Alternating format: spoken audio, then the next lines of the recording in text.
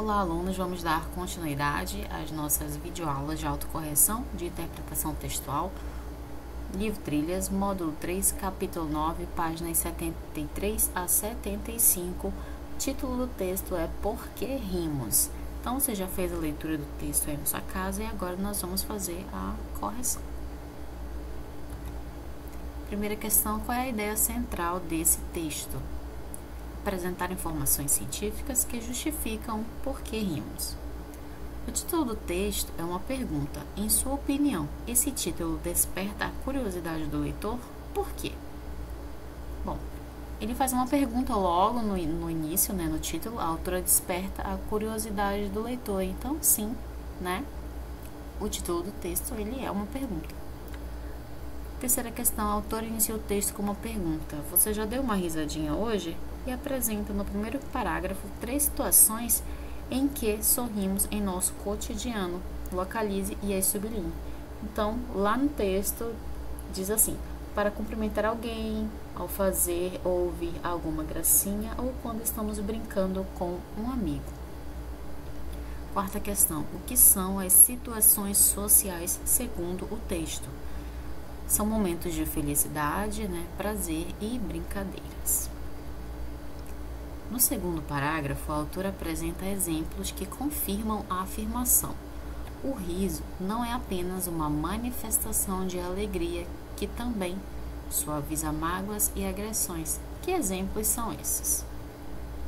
Utilizamos o riso também para acabar com uma briga ou dizer não a alguém. E sorrimos ao pedir desculpas. Sexta questão: numere os itens a seguir de 2 a 6, identificando qual parágrafo do desenvolvimento do texto corresponde a cada uma das ideias abaixo. O riso não é só uma manifestação de alegria, se encontra no segundo parágrafo. A função de comunicação do riso nos seres humanos está no quinto parágrafo. O riso dos animais se encontra no quarto parágrafo. A função do riso nos bebês e nas crianças, no terceiro parágrafo. O senso de humor é exclusivo do ser humano, se encontra no sexto parágrafo. De acordo com o texto, por que rimos? Nós rimos desde bebês. Que situações são citadas no texto para justificar essa afirmação? Satisfação por estar bem alimentado, não sentir dor, para responder à expressão alegre de nossos pais ao brincar, são situações citadas no texto. Oitava questão: quais são os animais citados no texto que também brincam para se relacionar? Então, nós temos aqui ratos, macacos e cachorros. De acordo com o texto, qual é a função do riso no ser humano? Que mensagem geralmente transmitimos com o sorriso? A comunicação, A mensagem que enviamos às outras pessoas para mostrar que queremos brincar ou fazer novas amizades, que ficamos felizes e gostaríamos de fazê-las felizes. 10ª questão: qual é o tipo de riso exclusivo do ser humano? O riso relacionado ao senso de humor, por exemplo, quando rimos de uma piada. 11ª questão: no final do texto, a autora cita o seguinte ditado popular: rir é o melhor remédio. De acordo com o texto, os cientistas concordam com esse ditado? Explique.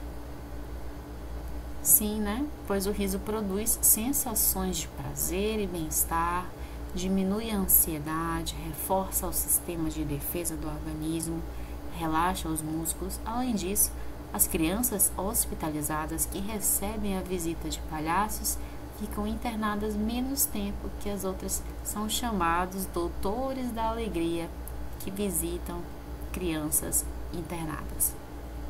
12ª questão: quem é a autora desse texto? Ela é uma pessoa comum ou uma especialista no assunto?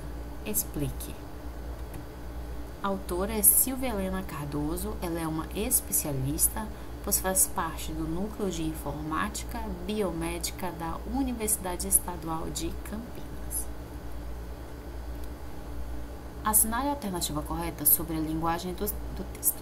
Por que rimos? A linguagem é formal, mas apresenta algumas marcas de informalidade. A linguagem é completamente informal. Então, a linguagem é formal, mas apresenta traços de informalidade. Onde esse texto de divulgação científica foi publicado? Vocês vão observar o crédito do texto para responder esta questão. 15ª questão. Assinale em que outros suportes um texto de divulgação científica também pode ser publicado. Ele pode ser publicado em revistas especializadas, jornais e também na internet. O texto de divulgação científica, ele tem como objetivo informar sobre pesquisas e descobertas científicas.